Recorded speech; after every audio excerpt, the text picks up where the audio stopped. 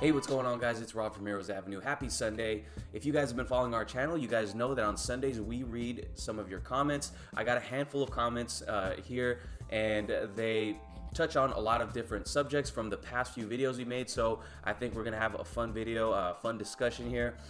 Sorry if it sounds like I just woke up, and that's because I did. Got my coffee here, ready to wake up. But we are going to start this video off with Riley Gallagher.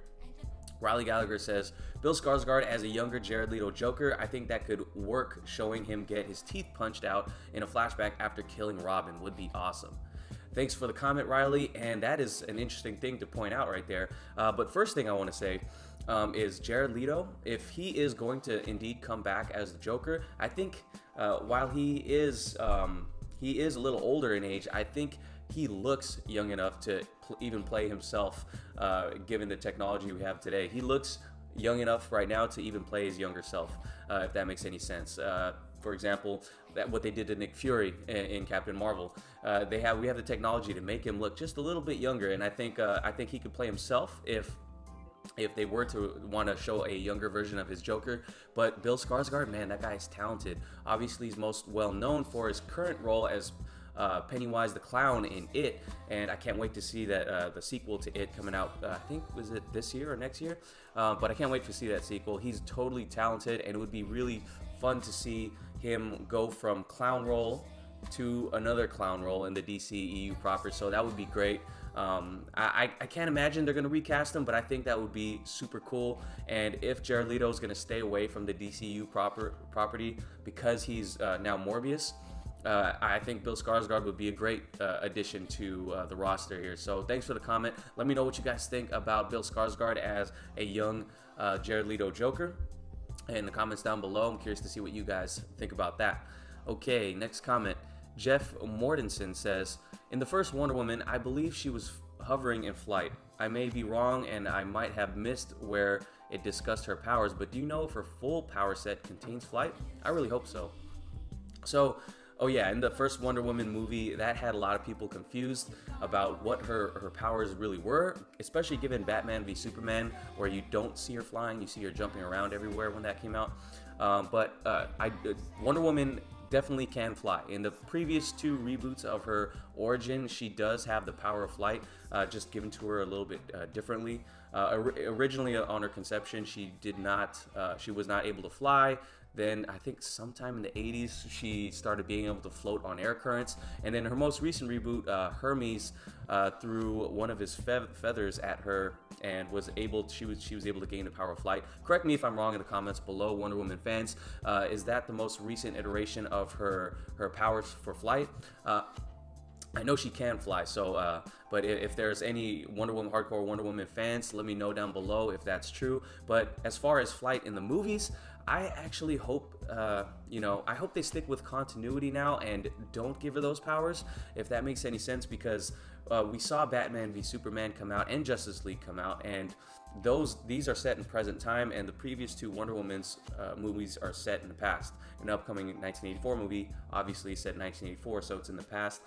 In Justice League and BVS, we do not see her fly, so to see her fly in past movies or in the past timeline, it would be kind of breaking continuity, and I already feel like this movie might break continuity a little bit. And I like to see the universes, I'd like to see it flow pretty well from movie to movie, and I don't want it to go the route of X-Men, where X-Men kind of, the Fox X-Men, I should say, the Fox X-Men movies would sometimes break continuity and not worry about, what was said in one movie. It would totally be contradicted in another movie. So I'm hoping they don't go the X-Men route, where they just kind of play around willy-nilly with continuity, but I do like how Wonder Woman is set up in the current DC universe. But I don't know why I'm blanking on the director right now, but as the director of Wonder Woman said, Patty Jenkins, as she said, she's going to be at her full powers for this movie. So maybe that means flight. I don't know. If they work it in a good way, I'd be all for it, I guess, but it has to be done right. But let me know what you guys think. Do you guys want to see Wonder Woman's powers kind of retconned in Wonder Woman 1984? Would you like to see her fly, even though she hasn't shown those capabilities in BVS and Justice League? Let me know in the comments below about that one. Okay, so G. Larby says, I hope they keep the movie in theaters long enough to make $500 million or more.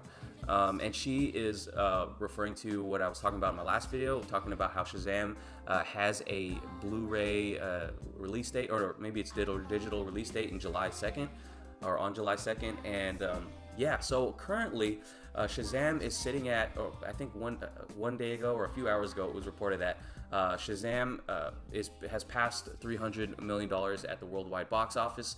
And, you know, given how this movie was made with a relatively low budget, anywhere from $80 to $100 million, and I assume, and I'm not an expert on this, but I assume you would have to double that for marketing. So with it passing 300 million, I would assume it's profitable, and if it was able to hit $500 million, that would be great for a movie with this budget. I imagine if it could make at least 400, you know, the studios will be happy, and I think the studios are already happy given how they look to be in the process of making the next Shazam movie already. It was definitely good for the DC universe, whether you like it or not, or whether you thought it was just okay. This movie got an A cinema score, and it definitely brought some of the critics over, and it brought them over and receiving the movie well compared to other DC movies. And what, you know, critics shouldn't be the reason you like a movie or not, but you should definitely judge a movie on your own merits. But yeah, it was definitely good to have positive publicity for a DC movie, especially because it seems like we get shafted a lot of the time. So that would be great if it made $500 million or more. I don't know when they're actually going to take it out of the theaters, but once Endgame comes next week, it's going to be cleaning up shop, and I think it's actually getting a boost. You know, people are excited to see Endgame, and you know, they're thirsting, or they have a hunger for superhero movies right now, and I'm hoping they're going in for to see Shazam to hold them over until Endgame. So yeah, hopefully they do. I'm not sure if it'll make $500 million, but you know, I'm seeing it again on Tuesday, so I'm donating to the cause. All right, Drew Barker says, I say Endgame will hit 260 million. Yeah, so there's a prediction for Avengers Endgame. The big question was whether or not it would hit 300 million domestic opening weekend. That would be incredibly nuts. But we have another prediction here. It says, Jose Carrion says, due to 3-hour run, it will generate below 300 million. Plus, you have cleaning each theater and 20 minutes of previews. I forgot about those two facts right there in my previous video. I think I said 270 million as my prediction, but yeah, 300 million is a huge milestone. I'm not sure if it's going to get to it. Some of you guys thought it would in the comments, but yeah, I forgot how much the theater cleaning takes, and those 20 minutes of previews, man, those are grueling sometimes. Especially, I don't know, depending on which theater you are, especially those the previews right before the movie starts. I think the Coke, the ones about the Coke advertisements. Oh man, they're so annoying. Okay, Top Hat says, great video guys. I have a question though. People say Batman's white eyes don't go well in live action, but I was thinking it could work. All white with all white contact. Thoughts? And thanks for the question, and that's a good question. You know, white-eyed Batman has been on screen a couple times. It just, you know, if you think about the Dark Knight, was it the Dark Knight? Yeah, the Dark Knight, Batman: The Dark Knight, the Christopher Nolan trilogy. He has those things come down his eyes, basically like a lid that comes down of his eyes when he had to look through his new technology to find where the Joker was, and you see Batman in all white eyes. That was a pretty cool bone to throw at us, throwing an all white wide-eyed Batman at us. And then also in BVS, you obviously see him in the armored suit where his eyes are, well, his eyes are blue, but the lids are white when it's not lit, I think. But yeah, those were cool times to see wide-eyed Batman. But would it work in his regular normal suit, especially in this upcoming Matt Reeves Batman movie? I'm not so sure. Right before answering this question, I was looking at a video with someone talking about their white contacts. I would imagine actors would get incredibly annoyed with putting those on each time, because you are going to see some sort of, it's going to feel like you have a filter in front of your eyes. But it's not the worst thing, in the world to put on, but they're going to have to put on that suit that a lot of actors have complained about in the past. So, you know what? I don't imagine they're going to put them in the white eye contacts completely, but I imagine that Matt Reeves might eventually somehow find a way to work the white eyes in. I'm just thinking about the actors here, and I think a lot of them probably would get really annoyed. Would you guys like to see a white-eyed Batman, or do you kind of like it how you can see his eyeballs? So let me know in the comments below what you guys think about that. I'm just thinking that actors wouldn't want to do that for the whole time, but yeah, a good question. Okay, Kev Rules has a thanks for the comment. The complete comment was too long to fit on the screen here, but I took the first half of it because it was definitely addressing a topic we're going to talk about with the next couple comments. So he says, Dave Bautista has acting chops if given the right role. I really liked him in Spectre because he was a badass character. I can't stand when they take these muscular badass men and make them comic relief. It's literally the WWE approach. Take your big guy who looks like he could kill someone by staring insanely at them and have them dance around some stupid music. I haven't really seen Cena act, but I heard the Marine was awful, and I heard he was the worst part of Bumblebee. I will say that based on what I've seen, though, both Cena and Bautista are probably better actors than Hulk Hogan. LOL. I'm just a little nervous when Cena is now attached to the Suicide Squad. You see an actor who's always in bad movies and they come to a project you're interested in, and well, the worry butterflies start flying around in the pit of your stomach. Very good points there about Dave Bautista. You know what? Inspector, while I loved his presence in the movie, I was so disappointed that his role got cut off pretty short. And ended the way it did. I don't want to give any spoilers if no one's seen Spectre yet, but I was a little disappointed on how his character ended in that movie. But his presence there was awesome. It's so menacing. I was so excited to see him as a villain in a James Bond movie. As far as other roles I've seen him in, I haven't seen The Marine. I have seen, I think it's called Blockers. And that's the movie where the parents are trying to cock block their kids from having sex at prom. He was actually pretty hilarious in that movie. There were some scenes in there where I was laughing out loud, literally. And so I thought he was good in there. But seeing him in Bumblebee, oh my gosh. And I think it was so over the top in Bumblebee. I did enjoy the movie, but his role was so over the top. But I don't think that was his fault. I definitely think it was the writing and directing of those scenes. I think the director was definitely going for over the top cheesy with his character. So I don't think necessarily it was his fault. But yeah, John Cena, just from seeing him from Blockers, I did enjoy him, and I'm moving over to his camp where I was not a fan of him in the past, just because of what I've seen from the past two movies. And I do think he plays the cheese well. That's why a lot of people wanted him for Shazam. Yeah, and I get what you're talking about as far as big characters becoming comic relief. It happens a lot. It definitely happened with Dave Bautista in Guardians. His name is Drax the Destroyer, and for God's sakes, we hardly see him kill anybody in those movies. Yeah, I mean, I think, and Dave Bautista, though, on the other hand, if you've seen him in, the newest Blade Runner movie, small role, but man, he did show his acting chops in the scenes he was in. Thought he was great. Haven't seen him really in any other stuff. I know he's attached to the new Dune movie, and I'm excited for that. But yeah, I think, James Gunn and him casting John Cena, you know what? I'm way more open to it than I was like a year ago, I'll tell you that. So thanks for the comment. Sorry I couldn't fit the rest of the comment in here.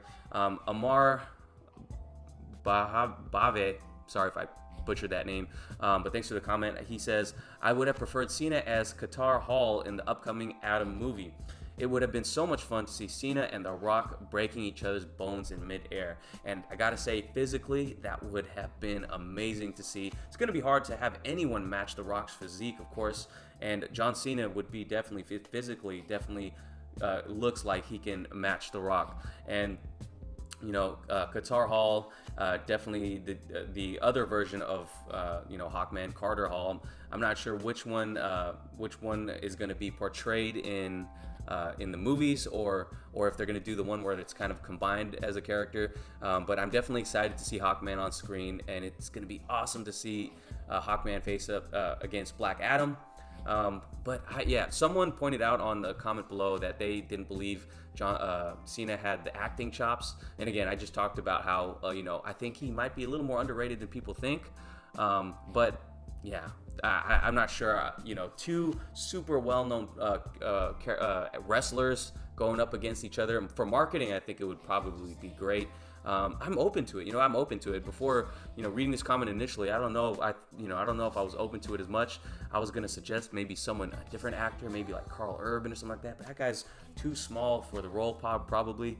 And you bring up a good point. Just them being able to. In the fight scene between them, it has to be believable, and that's why a lot of people complain about with Zachary Levi not being able to match up against The Rock. So Zachary Levi has some time to bulk up now, and but as far as Qatar Hall, yeah, I think I'm more open to it than before. Thanks for pointing that out.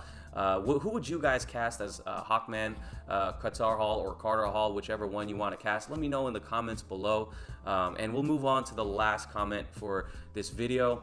MGS Big Boss 77, he says, "Yo Rob, have a section on Sunday Comment Talk. Bring up Game of Thrones. Enough fans have been widely debating Season 8, Episode 1 for the past week. It's only natural you guys could also gather a ton of Game of Thrones supporters by bringing up debates for Game of Thrones on Sunday as well. Please try and bring up topics such as to touch upon, such as maybe Gotham Season 5, Swamp Thing teaser trailer, Krypton Season 2 trailer, Gifted being canceled, all new Twilight Zone episodes, John Wick 3 coming up, expectations for Godzilla King of Monsters, and delays on New Mutants. Cheers, dude." Man, that's a lot of topics, but I definitely want to point out or address some of the things that you said, because a lot of other people are commenting about those other things you listed off too. But first of all, Game of Thrones, absolutely love it. I've read all the books multiple times. Well, I didn't really read them, more listen to them on Audible while I'm exercising or on long drives, but I've listened to all of the books, all 5 books that are out, multiple times. Absolutely amazing. It would be really hard to read physically because a lot of the names I couldn't pronounce, but man, I love the Game of Thrones, the Song of Ice and Fire series, and consequently, I love the show, the Game of Thrones show. And Season 8, Episode 1, absolutely loved it. I loved how it was setting up all the threads that are all going to finally converge in this final season. And I really, it's funny because my coworkers and I have a Game of Thrones death pool. So if we can correctly predict some of the characters that die, become White Walkers, and answer some questions, you know, we throw a $10 pot in there, and whoever gets the most points at the end of the season wins. But yeah, I used to have a Game of Thrones show early on in this channel, like before we had even 300 subscribers, and no one was watching it, so I never continued with it. But you know what, maybe now I'll try to add in a show, especially maybe a recap at least by the end of this season. Thanks for bringing that up. Absolutely love Game of Thrones. I could talk about it all day. I'll throw up a picture of my Game of Thrones death pool, and I think I'm gonna get some of the things wrong too. But as far as other things, as far as Gotham Season 5, gotta say, I don't watch a lot of TV outside of a select number of shows, so I haven't seen Gotham Season 5. I haven't seen any of Gotham, actually. The trailers just looked really campy to me early on, so I never got into it, and I feel like if I start a show, I gotta finish the show. And, you know, I never got into it. Swamp Thing teaser trailer, I think that looked great. You know, it was really short. I wish we could have seen more. I'm especially excited because James Wan is attached to it. Krypton Season 2 trailer, haven't seen it yet, and I want to start Krypton, I just haven't started yet. Gifted being canceled. I saw the trailer to Gifted and wasn't interested, to be honest. It sucks that it got canceled after only 2 seasons. As far as Twilight Zone episodes, I don't know if that's already out. I'm definitely interested in it. Because Twilight Zone, man, those had some of the trippiest, you know, it was the first Black Mirror before Black Mirror came out. John Wick 3 coming up. Oh, I cannot wait for John Wick 3. If you scroll on social media, you might see John Wick 3 memes with Thanos dusting his John Wick's dog, and Thanos like comments, "Oh fuck," because he's in trouble now. John Wick, man, that guy's a boss. Godzilla King of Monsters. Those trailers are so incredibly epic. I literally got chills. A lot of people say they get chills when they see trailers. I got chills when I saw that. I think it's the first or second Godzilla trailer. Man, it looks amazing. New Mutants delay. Man, I'm not surprised by that news. It's really sad for the actors who put a lot of hard work into it and had big aspirations for their characters. But yeah, man, that sucks. Sorry I couldn't answer all those more. That's all for the comments today. Thank you guys for commenting on some great topics. Sorry I couldn't get to all of you guys down in the comments below. I'm definitely going to try, when I have some time, answer all of your guys' comments. But I really appreciate it. Thank you guys for watching. If you did enjoy the video, please give it a like. Please subscribe if you haven't already.